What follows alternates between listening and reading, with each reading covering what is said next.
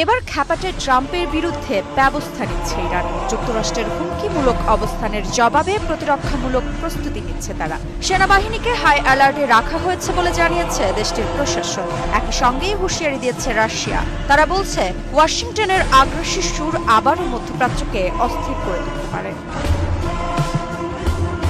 এ বিষয়ে রুশ প্রেসিডেন্টের মুখপাত্র দিমিত্রি পেসকভ বলেন, আমরা স্পষ্ট দেখছি আমেরিকার কণ্ঠে আগুন জ্বলছে।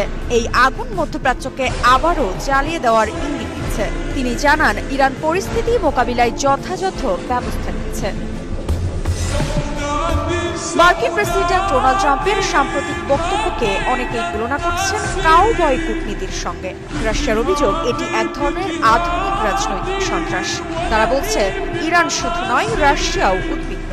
দেশটি মনে করছে যে কোনো সময় উত্তেজনা আরও বাড়তে পারে।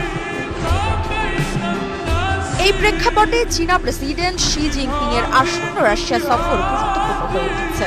তিনি মস্কোয় অনুষ্ঠিত হতে যাওয়া দ্বিতীয় বিশ্বযুদ্ধে বিজয়ের ৮০তম বার্ষিকীর সামরিক কুচকাওয়াজে অংশ নেবেন। বিশ্লেষকদের মতে এটি কেবল আনুষ্ঠানিক সফর নয়, বরং রাশিয়া, চীন ও ইরানের মধ্যে যে প্রতিরোধ জোট গড়ে উঠছে তারই একটি কৌশলগত প্রকাশ। এদিকে যুক্তরাষ্ট্র ও ইউরোপীয় মিত্রদের বিরুদ্ধে আন্তর্জাতিক কূটনৈতিক শিষ্টাচার ভঙ্গের অভিযোগ তুলেছে মস্কো। টানা সপ্তমবারের মতো বেস্ট টিস্যু পেপার ব্র্যান্ড হিসেবে স্বীকৃতি পেয়েছে বসুন্ধরা টিস্যু। সম্প্রতি ফ্রান্সের রাশিয়ার একজন কূটনীতিককে আটক করা হয়, যা ভিয়েনা কনভেনশনের সরাসরি লঙ্ঘন বলে মনে করছে রাশিয়া। পেসকভ আরও বলেন, এটা শুধু অপমান নয়, বরং রাশিয়া ফ্রান্স সম্পর্কের কফিনে আরও একটি পেরেক ঠোকার শামিল। বিশ্লেষকদের মতে বর্তমান মার্কিন পররাষ্ট্রনীতিতে আলোচনার জায়গা ক্রমেই সংকুচিত হচ্ছে।